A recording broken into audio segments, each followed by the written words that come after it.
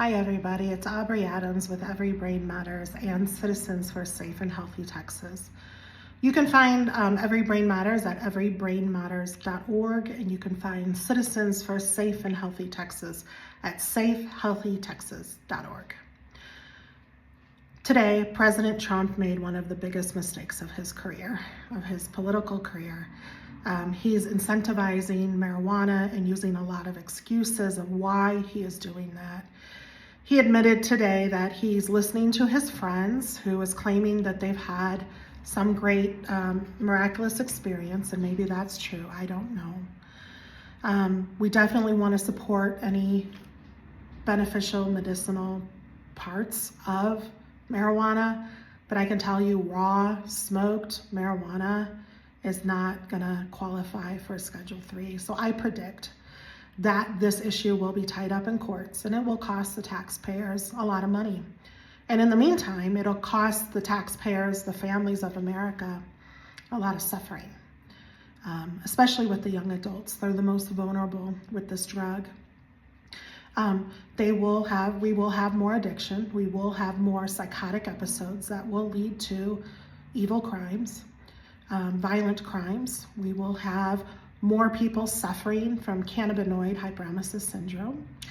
It would have been a more balanced press conference with President Trump today if he would have been very, very clear what the current science shows, and all the doctors and scientists around him would have been very clear about that this drug is causing great harm already around the country, and they already have evidence of that. They already know that it causes psychosis and has the highest conversion rate for chronic psychiatric disorders like schizophrenia.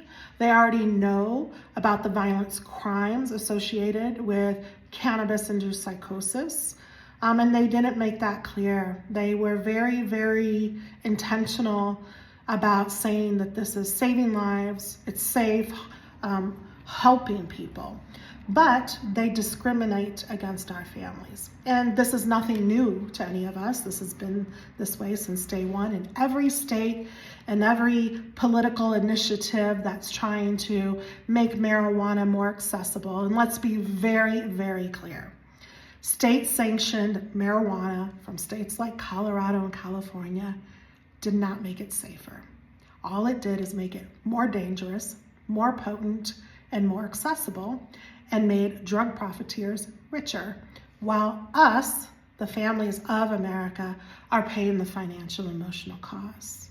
I know of a family today saying goodbye to their 27-year-old son who struggled for many years with cannabis addiction and psychosis, and he ended up taking his life. Now, the pot bullies around here are going to keep coming at me and trying to bully me into science. I've called them a bunch of communists, and I still will, because I'm not going around trying to suppress their voices. To me, America is a wonderful country, and they have the freedom to express their opinions when it comes to this issue. But they don't believe that I have that freedom. They want to take that freedom away from me, and they're doing some kind of bullying campaign targeting me, and not just me, other people that speak up on this issue too. I'm not the special one in this issue. It's everybody who speaks up. They come at you. It's like they've lost their humanity. Either the marijuana is really changing them and they really have a lack of humanity and empathy, or it's just a targeted psychological approach warfare that they're trying to do on us. For some reason, the industry and the marijuana advocates do not want the American public to know the risks of using marijuana. They don't want you to know that. And they want anybody who speaks up about it to be silenced.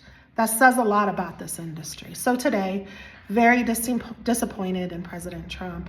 And everybody's standing around them that's professionals. They needed to be more intentional about letting the American public know they already have the evidence and the harms, and they did not communicate that. So President Trump, this message is for you. You have the power. You've earned the power. You were voted into office, and You've made this executive order, which I think is going to be tied up in the courts, and it's going to waste taxpayers' money, because raw cannabis is never going to qualify for a Schedule 3. However, since you've done this, what I'm asking you to do, since you want to study cannabis more and make it safe and have a dose and all that kind of stuff and prove the medicinal qualities of it, pull the products from the shelves until the people in the state of Colorado and the state of California and all the other states that are selling these products can prove that they are safe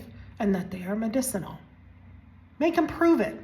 Pull these products from the shelves, because I guarantee you, when you do and you decrease accessibility from this drug, you will see a big decline in drug addiction, homelessness, and violent crimes across America. President Trump, collect the data, get the toxicology reports on the school shooters, look at the history of the drugs they're using. And it's no freedom for people to be able to use all these drugs. Like they can use whatever drugs they want. What we are against is we don't want retail sale of marijuana in our communities. And our families cannot compete with drug money. It's just never going to happen. Drug money is going to win all the time. So it's just weird to me, it's concerning to me why you're blowing up these drug boats from foreign nationals, but you're incentivizing the predatory addiction for profit industry that has to mask their products with sugary flavors to get consumers to swallow them, smoke them, and vape them. Take the sugary flavors out. Let the consumers really taste what they're putting in their body, the poisonous products they are putting in their body. President Trump, you're not going to make America great again by descheduling marijuana. You're going to make America addicted, psychotic, and violent again.